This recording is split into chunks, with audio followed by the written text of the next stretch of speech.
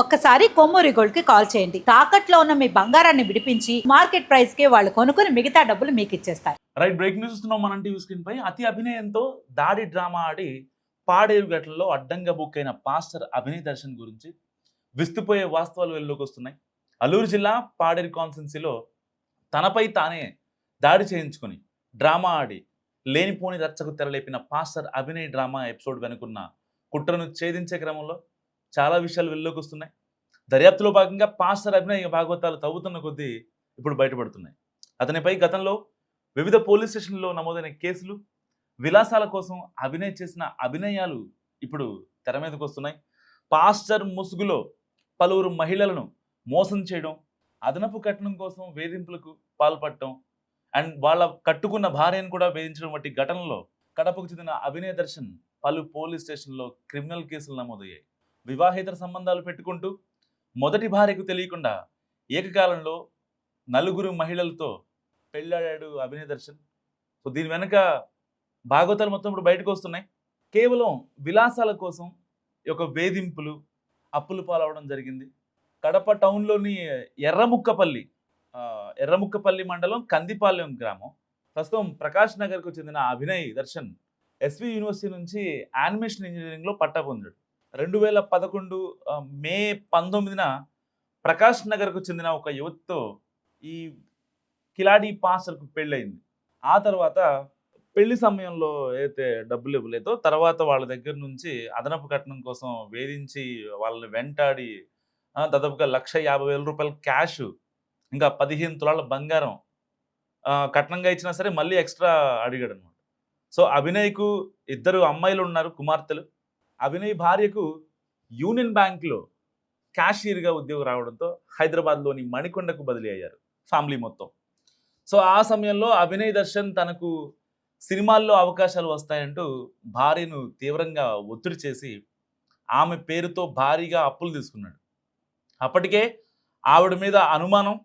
So ఒక పక్క మనోడు పత్యాపారాలు చేసుకుంటూ ఆవిడ మీద అనుమానం పెంచుకొని ఆ అమ్మాయిని బాగా ఇబ్బంది పెట్టడం అండ్ ఈ ఒక మూవీ ఛాన్సెస్ వస్తాయంటూ నాకు తను చేసిన ఫొటోస్, కొన్ని వీడియోస్ చేసి వీళ్ళకి పంపిస్తున్నా అని చెప్పి మాయమాటలు చెప్పి ఆ అమ్మాయి మీద అంటే ఆల్రెడీ తను బ్యాంక్లో పనిచేస్తుంది కాబట్టి తన క్రెడిట్ స్కోర్ చాలా నీట్గా ఉంటుంది.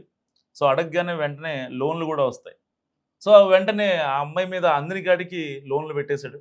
ఆ డబ్బును భార్య అనుమతి లేకుండా ఇక్కడే హైదరాబాద్లో తన పర్సనల్ విలాసాల కోసం విచ్చలవిడిగా ఖర్చు చేస్తూ భార్యను అప్పుల ఊబిలోకి నెట్టేశాడు. పాస్టర్ అవతారం ఎత్తి 3 మనోడికి పెళ్ళిళ్ళు అయ్యాయి. హైదరాబాద్లో 5 ఏళ్ళు ముగిసిన తర్వాత బ్యాంక్ ఉద్యోగిగా ఉన్న తన భార్యకు బదిలీ కావడంతో మళ్ళీ కడప వచ్చేసారు. అంటే హోమ్ టౌన్ కదా కడప. సో రిక్వెస్ట్ మేరకు మళ్ళీ హైదరాబాద్ మణికొండ నుంచి కడప వచ్చేసారు అనమాట.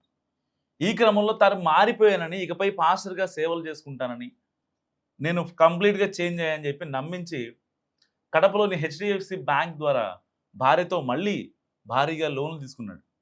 భర్తను నమ్మి ఆర్థికంగా అండగా నిలవడంతో మనోడు విజయనగరం, రాజమండ్రి, అనకాపల్లి, పాడేరు ఏజెన్సీ ప్రాంతాలతో పాటు తెలంగాణలోని పలు ప్రాంతాల్లో ఇండిపెండెంట్ పాస్టర్గా సేవలు స్టార్ట్ చేశాడు.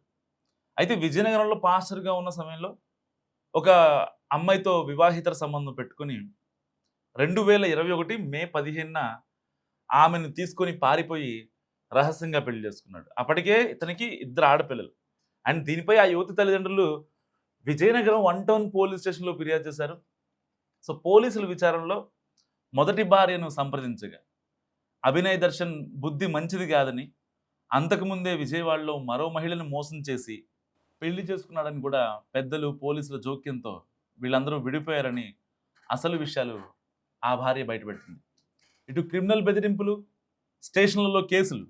మొదటి భార్య తన గుట్టు రట్టు చేస్తుందని తెలుసుకున్న అభినయ్ దర్శన్ విజయనగరం యువతి తల్లిదండ్రులను ఫోన్లు చేసి చంపేస్తానంటూ ఒక పాస్టర్ బెదిరింపులు దిగాడు. అంతేకాకుండా 2021 మే నెలలో విజయనగరంలోని వారి అపార్ట్మెంట్కు వెళ్ళాడు. గేటుకు తాళం వేసి ఉండడంతో గట్టిగా బూతులు తిడుతూ ఇనుప రాడ్లతో గేటును కొడుతూ అక్కడ న్యూసెన్స్ క్రియేట్ చేశాడు. దీంతో విజయనగరం 1 టౌన్ పోలీసులు ఇతనిపై క్రైమ్ నెంబర్ 331, 506, 509 ఐపీసీ కింద అప్పట్లో కేసులు నమోదు చేశారు. ఇటు కడపలోనూ భర్త ప్రవర్తన మారకపోవడంతో మొదటి భార్య కడప చిన్న చౌక్ పోలీస్ స్టేషన్లో ఫిర్యాదు చేసింది.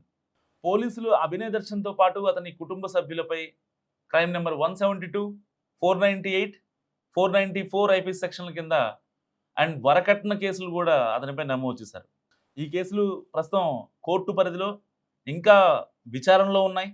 అండ్ రాజకీయ పార్టీ పెట్టి పాదయాత్ర పేరిట పెద్ద హడావుడి చేశాడు అభినయ్.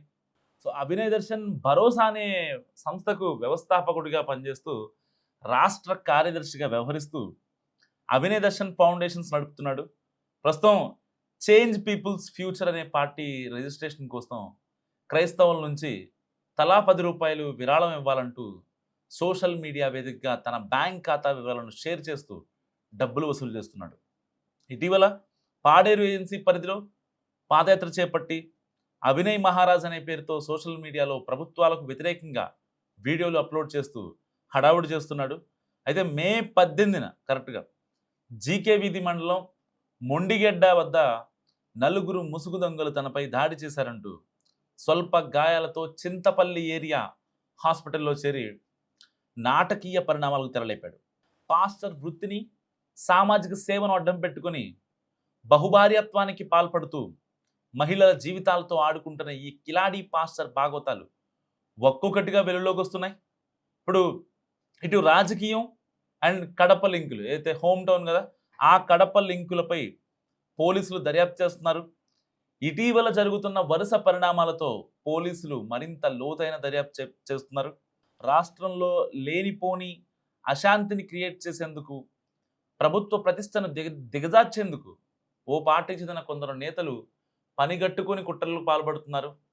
ప్రభుత్వాన్ని టార్గెట్ చేసుకుని కుట్రలకు తెరలేపుతున్నారు.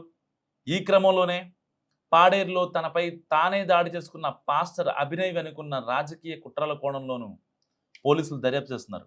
సో దీంతో పాటు పాస్టర్ అభినయ్కు ఉన్న కడప లింకుల పైన కూడా ఆరా తీస్తున్నారు.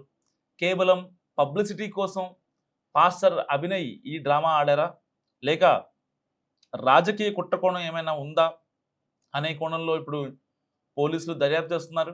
అల్లూరు జిల్లా పాడేరులో పాస్టర్ అభినయ్ దర్శన్పై దాడి ప్రచారం ముందస్తు కుట్రలో భాగమేనని ఇప్పటికే అల్లూరు జిల్లా ఎస్పీ అమిత్ బర్దర్ స్పష్టం చేశారు.